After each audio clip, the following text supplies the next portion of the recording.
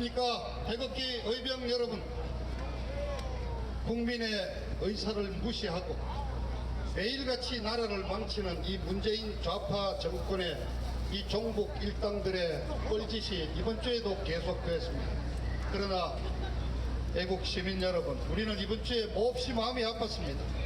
4월 16일 밤 자정, 구속 만기일이 되는 그날 밤 자정에 박근혜 대통령이 구치소 문을 나올 것이라고 여러분들 기다리셨을 것입니다.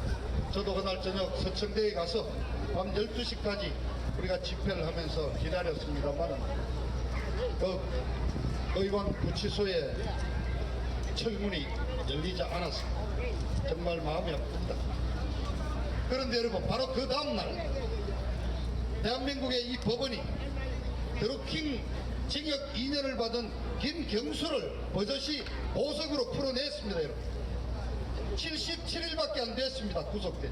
그런데 이자에 대해서는 재판받으러 올 때 손목에 수갑도 채우지 않는 아주 황제 대우를 했습니다.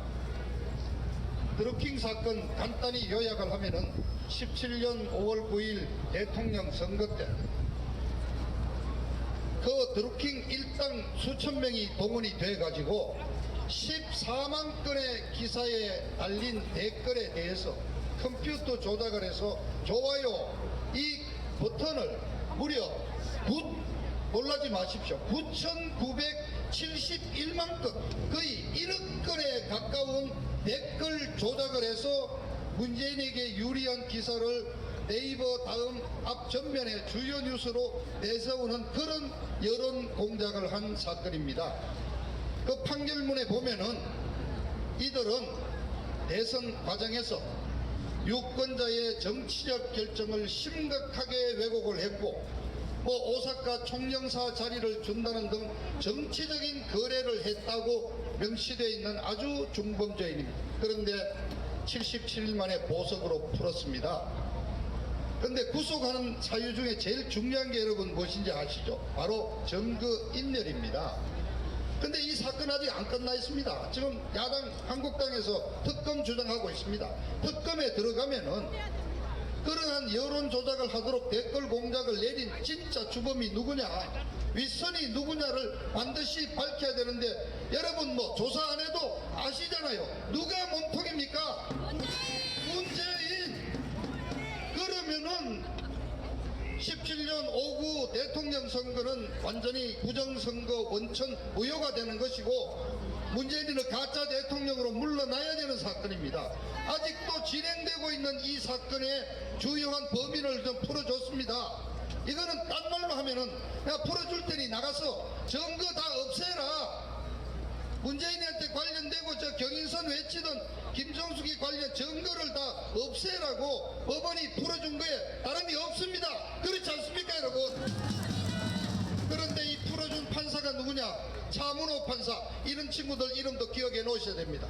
이것도 바로 지금 사법부를 완전히 농간에 먹고 있는 우리법연구회 출신입니다. 지금 대한민국 법조계를 말아먹고 있는 이 좌빨들이 세 개가 있습니다. 우리법연구회, 국제인권법연구회, 그리고 이들이 포함된 민변, 또 참여연대, 이런 자들이 지금 대한민국의 사법부의 요소에 가 있습니다. 바로 김명수 대법원장이 우리법연구회 회장하던 친구고, 이 친구들이 사법부 판사 3,000명 정도의 그 중에서 약 한 20% 가까이 한 600명 차지하고 있다는데 이 자들이 곳곳에 박혀서 좌빨들 다 하나하나씩 풀어주면서 대한민국을 끌어가고 있습니다. 사법부 죽었습니다. 법치가 죽어 있습니다. 사법부의 독립권이 없어지고 지금 대한민국의 사법부는 청와대 권력의 눈치를 보는 권력의 하수인이 돼서 원하는 대로 형량을 때려주고 있는 것입니다. 여러분, 박근혜 대통령 만 2년을 하고도 지금 계십니다. 박근혜 대통령 말씀하기 전에 우리 상식 하나, 우리나라에 재판 3번 받도록 되어 있죠. 1심, 2심, 3심, 지방법원, 고등법원, 그 다음에 대법원 6개월 안에 재판을 끝내도록 되어 있습니다. 그래서 합치면은 18개월 1년 반이면은 그 재판이 끝나야 되고 끝나지 못하면 풀어줘야 합니다.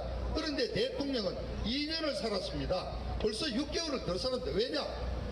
17년 3월 31일 새벽 4시에 구속이 되셨고 17년 4월 17일 날 기소가 됐습니다. 그래서 1심 재판이 진행되던 6개월이 되는 17년 10월 16일 밤에 나오시게 돼 있었습니다. 재판이 안 끝났으니까.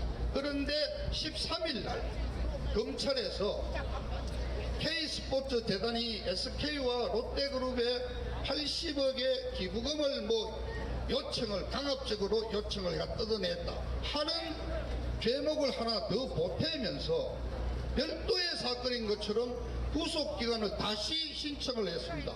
추가 구속영장을 청구했습니다.